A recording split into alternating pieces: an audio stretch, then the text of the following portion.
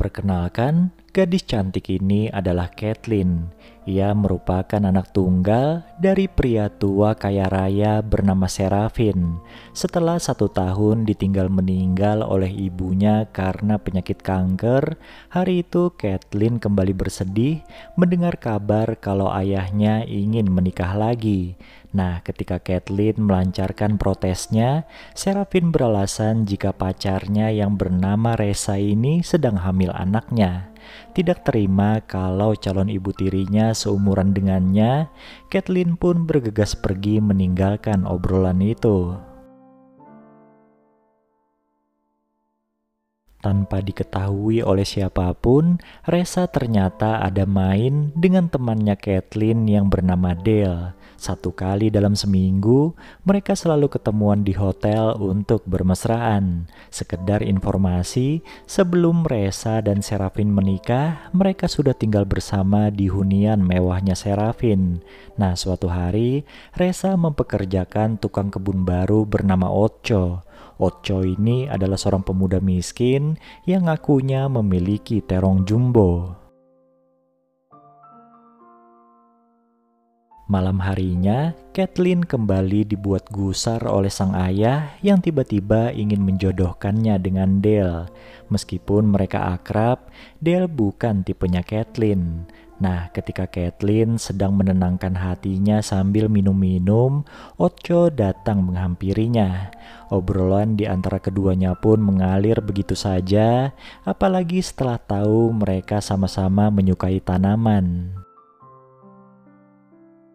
Di bawah pengaruh minuman, Caitlyn tiba-tiba mengajak Ocho untuk bermesraan. Merasa kalau itu adalah perintah dari majikannya, Ocho pun manggut-manggut saja. Sementara itu, dari balik jendela kamarnya, Resa ternyata sedang menyaksikan perbuatan 2 orang itu. Dari sana, ia pun akhirnya bisa mengonfirmasi jika terongnya Ocho benar-benar jumbo. Ngomong-ngomong soal kebenaran, dugaan Caitlyn kalau Resa hanya pura-pura cinta pada ayahnya ternyata ada benarnya. Lewat video call dengan seorang temannya, Resa mengaku jika dirinya tidaklah hamil. Bagaimana bisa hamil kalau sebelum bermesraan saja Serafin sudah ngos-ngosan duluan? Melihat sosok Ocho yang sedang merapikan tanaman, Resa pun jadi punya ide. Malam harinya, Resa pergi ke kamar Ocho dan merayu pemuda itu untuk melayani hasratnya. Lagi-lagi Ocho yang lugu hanya bisa mematuhi perintah sang majikan. Karena puas dengan servisnya Ocho, Resa pun memberi pemuda itu banyak hadiah. Tidak lupa ia juga menyisipkan sebuah tugas untuk Ocho, di mana pemuda itu harus merekam adegan mesra-mesraannya dengan Caitlyn menggunakan HP pemberiannya. Awalnya, Ocho menolak tugas tersebut. Namun setelah diancam akan dipecat, ia pun terpaksa menerimanya. Sementara itu, Caitlyn yang baru saja mendapat nasihat dari sang ayah mulai membuka hatinya untuk Dale. Tapi baru beberapa menit ngobrol dari hati ke hati bersama Dale, tangan pria itu malah berpetualang ke tubuh Caitlyn. Caitlyn pun sontak marah dan menyuruhnya pulang. Entah apa yang menarik dari kamarnya Ocho ini sehingga ketika suasana hatinya sedang buruk, Caitlyn memutuskan untuk mampir ke sana. Tidak ada angin, tidak ada hujan, gadis cantik itu tiba-tiba mengutarakan rasa cintanya pada Ocho. Tanpa mengatakan sepatah kata pun, Ocho langsung memeluk Caitlyn dan mereka pun akhirnya melakukan hubungan layaknya suami istri. Sementara itu di samping tempat tidurnya Ocho, terlihat ada sebuah kardus dengan lubang di depannya. Suatu hari, Ocho tanpa sengaja mendengar pembicaraan Resa dengan seorang teman yang sedang mengunjunginya.